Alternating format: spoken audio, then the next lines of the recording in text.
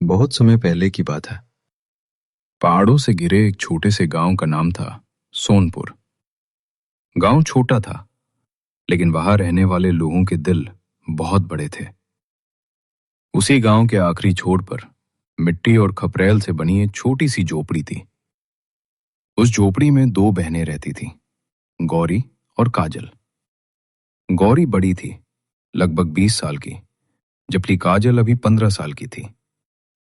दोनों बहनों के माता पिता कई साल पहले बीमारी के कारण इस दुनिया से चले गए थे। माता पिता के जाने के बाद दोनों बहनों का सहारा बस एक दूसरे ही थी। सुबह होते ही गौरी उठकर चूल्हे में लकड़ियां डालती और काजल पानी भरने गांव के कुएं पर चली जाती। उस दिन भी काजल खाली घड़ा लेकर कुएं की ओर जा रही थी।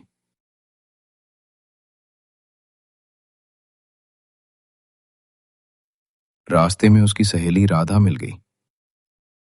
काजल, आज इतनी सुबह सुबह कहाँ जा रही हो?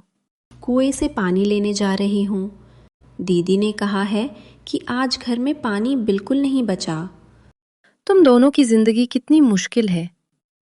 मुश्किल तो है, लेकिन जब तक मेरी दीदी मेरे साथ है, मुझे किसी चीज़ का डर नहीं। और अगर एक दिन गौरी दीदी तुम्हारे साथ नहीं रही तो? काजल कुछ पल के लिए चुप हो गई। फिर उसने धीरे से कहा, ऐसा मत कहना राधा, मेरी दीदी ही तो मेरी पूरी दुनिया है। काजल कुएं से पानी भरकर घर लौट आई। घर पहुंचते ही उसने देखा कि गौरी चूल्हे के पास बैठी थी, लेकिन चूल्हे में आग नहीं जल रही थी। दीदी, चूल्हा क्यों नहीं जला? लकड़ी खत्म हो गई है। तो मैं जंगल से लकड़ी ले आती हूँ। नहीं काजल, तुम आज स्कूल जाओ, तुम्हारी पढ़ाई नहीं रुकनी चाहिए। लेकिन दीदी, घर में खाने के लिए कुछ भी नहीं है। गौरी ने अपनी आंखें नीचे कर ली। गौरी ने मुस्कुराने की कोशिश की। आज मैं कुछ काम ढूंढ लूंगी, तू चिंता मत कर। काजल समझ गई कि उसकी बहन के पास खुद भी खाने के लिए कुछ नहीं है, फिर भी वो उसे चिंता से बचाने की कोशिश कर रही है। काजल की आंखों में आंसू आ गए।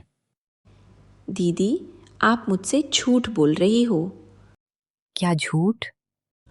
आपने कल रात भी खाना नहीं खाया था। तू मेरी छोटी बहन नहीं, मेरी जिंदगी है। तेरे पेट में खाना चला जाए, बस मेरे लिए इतना ही काफी है।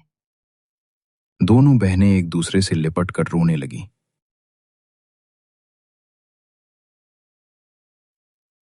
गांव में एक बड़ा साहूकार रहता था, लालचंद सेठ। लालचंद बहुत अमीर था, लेकिन उसका दिल बहुत कठोर था। कुछ साल पहले गौरी और काजल के पिता ने उससे थोड़े पैसे उधार लिए थे।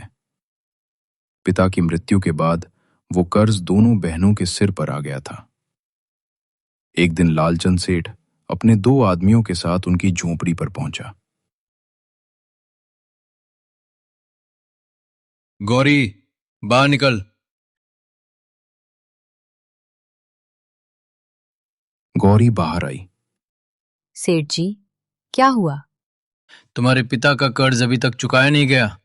सेठ जी, मुझे याद है, लेकिन मैं थोड़ा थोड़ा करके पैसा चुका रही हूँ। थोड़ा थोड़ा? इतने साल हो गए, अब मैं इंतजार नहीं करूंगा। बस कुछ समय और दे दीजिए। नहीं। काजल डरते हुए अपनी बहन के पीछे आ गई। सेठ जी, हमारी झोपड़ी मत लेना। अगर पैसे नहीं दिए तो झोपड़ी भी जाएगी और जमीन भी। सेठ जी, हमारे पास इसके अलावा कुछ नहीं है। काम करो और पैसा चुकाओ। काम करने को तैयार हूँ। कल से मेरी हवेली में काम करना, लेकिन याद रखना, तुम्हारे पिता का कर्ज बड़ा है। ये कहकर सेठ चला गया। काजल ने रोते हुए पूछा, दीदी, अब क्या होगा? कुछ नहीं होगा, मैं सब ठीक कर दूंगी। अगले दिन गौरी लालचंद की हवेली में काम करने पहुंच गई। हवेली बहुत बड़ी थी, वहां नौकर चाकरों की कमी नहीं थी, लालचंद की पत्नी भी गौरी को देखकर बोली, काम ठीक से करना, यहाँ किसी तरह की गलती बर्दाश्त नहीं होगी। जी।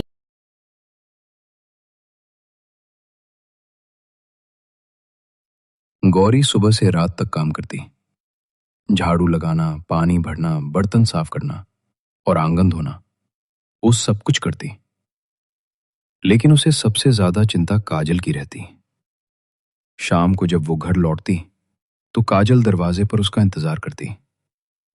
दीदी, बहुत थक गई होंगी। नहीं। झूठ बोल रही हो। चल, आज तेरे लिए गुड़ लाई हूं। दोनों बहनें उस छोटे से टुकड़े को आधा आधा बांटकर खाने लगी। गरीबी बहुत थी, लेकिन उनके बीच प्यार उससे भी बड़ा था।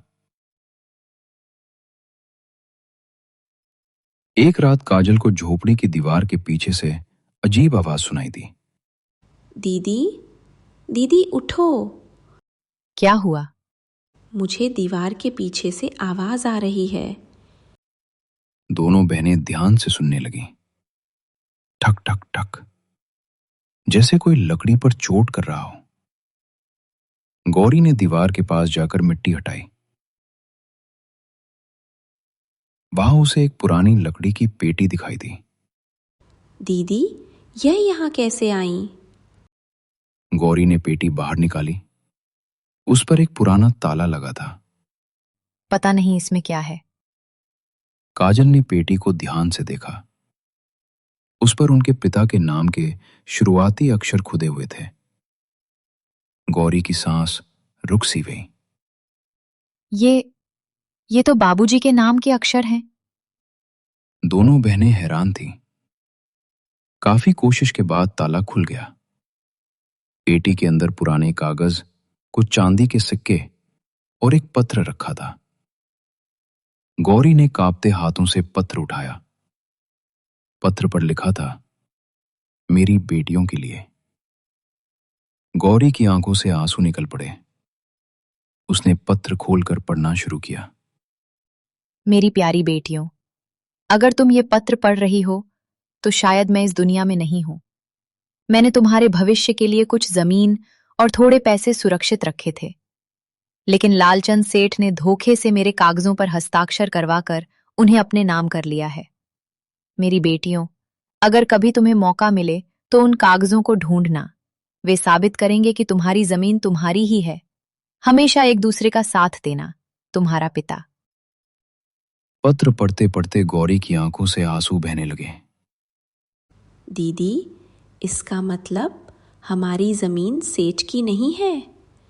हाँ काजल, बाबूजी ने हमारे लिए जमीन छोड़ी थी। आंखों में पहली बार उम्मीद की चमक दिखाई दी। लेकिन तभी बाहर किसी के कदमों की आवाज सुनाई दी। दोनों बहनें चौंक गईं। किसी ने दरवाजे पर जोर से दस्तक दी। गौरी, दरवाजा खोल। गौरी पहचान ली, ये लालचंद सेठ की आवाज थी।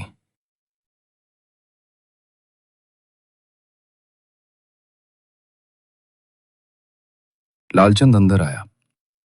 उसकी नजर पेटी पर पड़ गई। उसका चेहरा बदल गया। ये पेटी तुम्हें कहाँ मिली? मैंने पूछा, ये पेटी कहाँ मिली? काजल डर गई। गौरी ने पेटी अपने पीछे कर ली। मुझे वो पेटी दे दो, क्योंकि उसमें कुछ ऐसा है जो तुम्हारे किसी काम का नहीं। ये हमारे घर की चीज है। अगर उसमें कुछ ऐसा है जो हमारे काम का नहीं, तो आपको इसकी इतनी चिंता क्यों है? सेठ कुछ पल के लिए चुप हो गया, फिर बोला, तुम मुझे चुनौती दे रही हो? नहीं सेठ जी, मैं सिर्फ सच जानना चाहती हूँ। लालचंद पेटी छीनने के लिए आगे बढ़ा, लेकिन काजल ने पेटी पकड़ ली।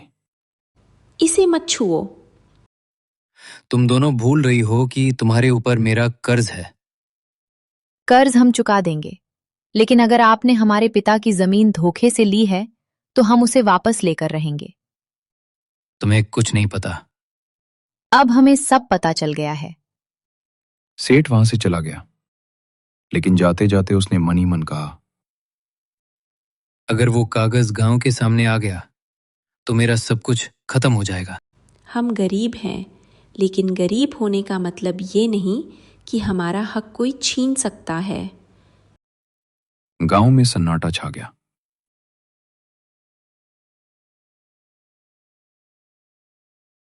मुखिया ने फैसला सुनाया। जमीन गौरी और काजल की है। लालचंद को जमीन वापस करनी होगी और जितने वर्षों तक उसने इनसे गलत तरीके से पैसा लिया है उसका हिसाब भी किया जाएगा। गांव वालों ने तालियां बजाईं। गौरी ने काजल को गले लगा लिया। दोनों की आंखों से खुशी के आंसू बह रहे थे। जमीन वापस मिलने के बाद दोनों बहनों ने अपनी जिंदगी बदलने का फैसला किया। गौरी ने खेत में मेहनत शुरू कर दी। काजल ने अपनी पढ़ाई जारी रखी। गांव के लोगों ने भी उनकी मदद की। कुछ साल बीत गए। काजल ने पढ़ाई पूरी की और गांव में बच्चों को पढ़ाने लगी। गौरी ने खेती के साथ साथ महिलाओं के लिए सिलाई का काम शुरू कर दिया। धीरे धीरे उनकी छोटी सी झोपड़ी की जगह एक सुंदर सा घर बन गया। एक दिन काजल ने अपनी दीदी से कहा, दीदी, अगर उस दिन हमें बाबूजी की पेटी नहीं मिलती तो शायद हमारी जिंदगी बदलने में थोड़ा और समय लगता। और अगर आपने मेरा साथ नहीं दिया होता? हमने एक दूसरे का साथ दिया था, यही हमारी सबसे बड़ी ताकत। दीदी, हमारे पास बचपन में कुछ नहीं था, लेकिन हमारे पास एक दूसरे थे। और आज हमारे पास सब कुछ है। अपना घर, अपनी जमीन, अपना सम्मान और सबसे बड़ी बात, एक दूसरे का प्यार। दोनों बहनें एक दूसरे से लिपट गईं। दूर खेतों में सूरज डूब रहा था। जिस जमीन को कभी उनके पिता ने उनके भविष्य के लिए बचाया था, उसी जमीन पर अब गेहूं की सुनहरी फसल लहरा रही थी। गौरी ने आसमान की ओर देखा। बाबूजी, आपकी बेटियों ने आपका वादा निभा दिया।